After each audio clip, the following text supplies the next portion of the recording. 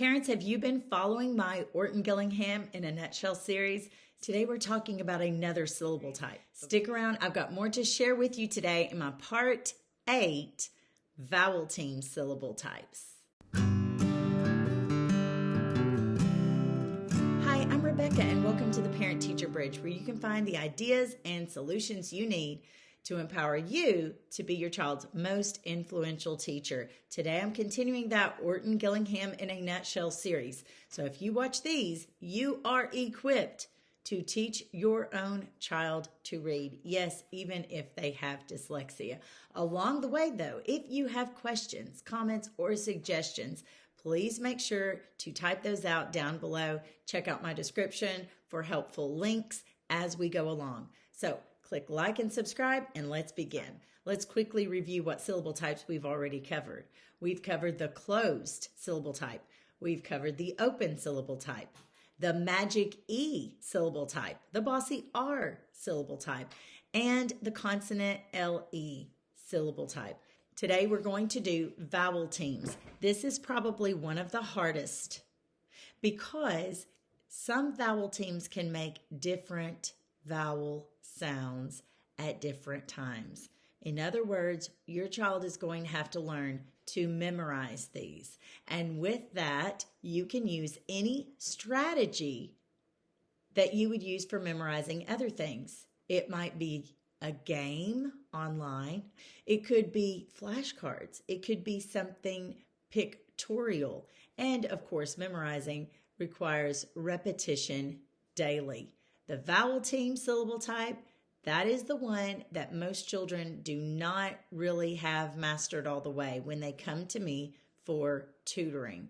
So that may be in the second grade range, give or take.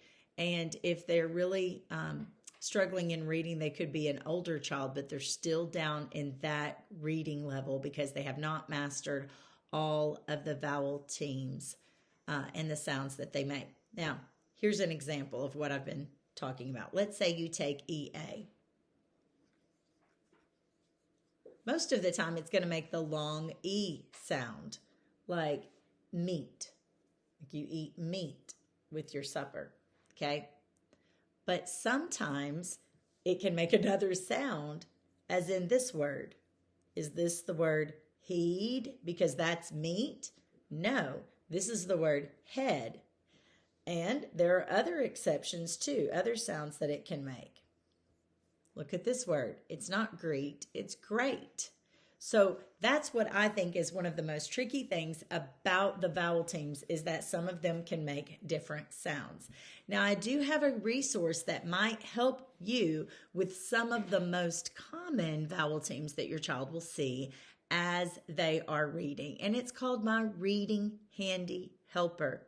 It's not exhaustive. It does not include all of the vowel teams, but it does include some of the most common ones along with some other little tricky rules that your child may see as they are reading.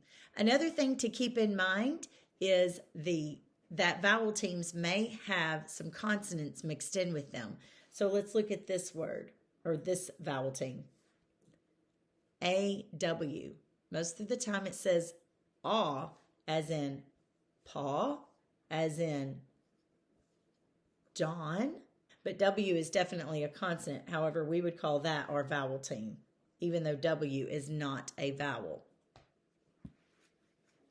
Going back to some other vowel teams that may make different sounds, you've seen O-W, and what would you say that says? Some people may say it says O, long O, as in snow.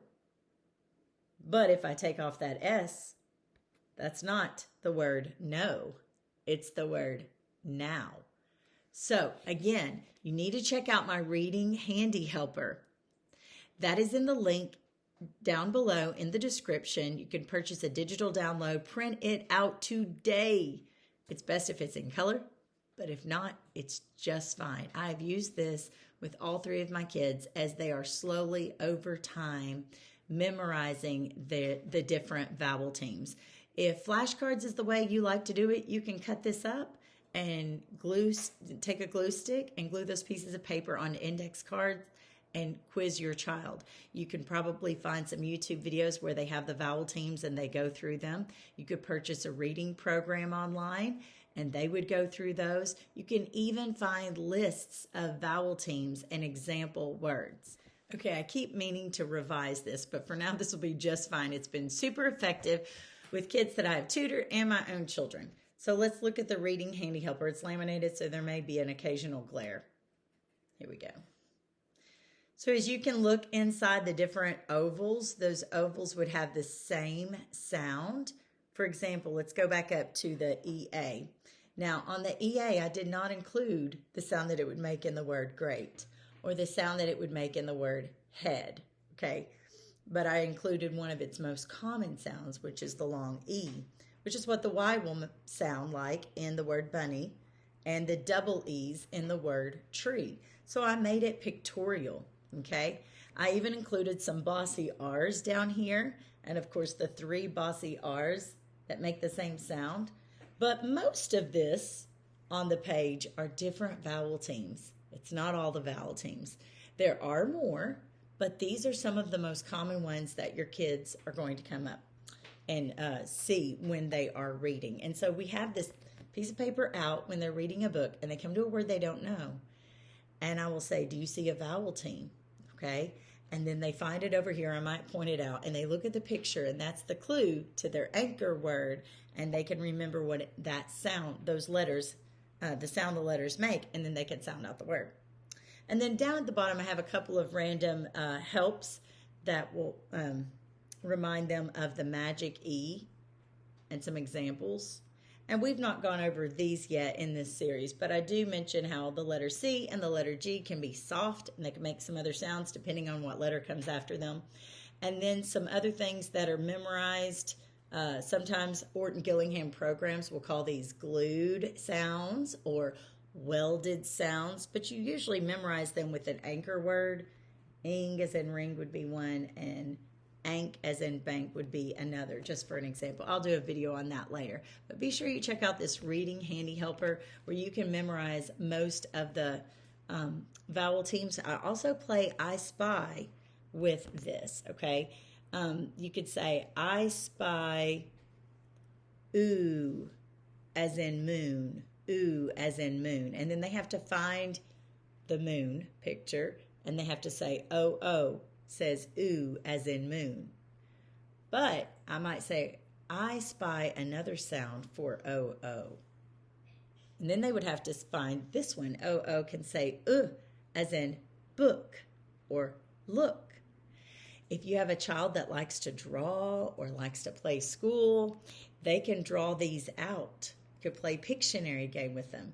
They could make their own chart and teach it to their stuffed animals. There's just so many good ideas that you can do with this reading handy helper, so be sure to check that out. One more thing that I would like to remind you of is that it can take a long time to move out of this phase of learning vowel teams. That is why I love to have the reading handy helper nearby in case a child forgets that a certain vowel team makes a particular sound. If you are learning some vowel teams, just a few each week, and you want to focus on them, you can play scavenger hunts with them. And as you read through books with your child, have them go searching for, the AW vowel team or the OU vowel team or the EE vowel team, and make a list of words and see if those words will all say the same sound or if they can sometimes make different sounds. Just bringing awareness to that with your child is going to help them be a better and more confident reader. Sometimes you may have a U beside a Q, and if that's the case, it is not a vowel team. So let's look at an example of that. In the word quit, the vowel sound that you hear is I. It's the short I. There's my vowel sound. And of course, this is a closed syllable type, but the QU would be its own consonant sound at the beginning of the word. So the U is not considered part of a vowel team alongside that I. Many teachers over the years have taught when two vowels go walking, the first one does the talking. And there is some controversy about teaching that. I have seen some teachers teach it and it didn't really do much harm to the kids they were teaching. But I've seen other people argue, hey, that's not true for a good portion of words. So that's up to you, whatever way you want to teach that. If you have a super struggling reader, you may want to back off on that and just work, frankly, on memorizing the different sounds that these can make. If you are a homeschooler and you use a program like All About Reading, I know that you can get not only the little magnetic tiles that will have the vowel teams, but you can also download their app. So that might be a helpful thing if you have little ones that might bother the magnets on your board and you need to just keep it all in an iPad where they can, virtually move the tiles. I hope that helps. That's Orton Gillingham in a nutshell, part 8 about vowel teams. Parents, remember, you're your child's most influential teacher.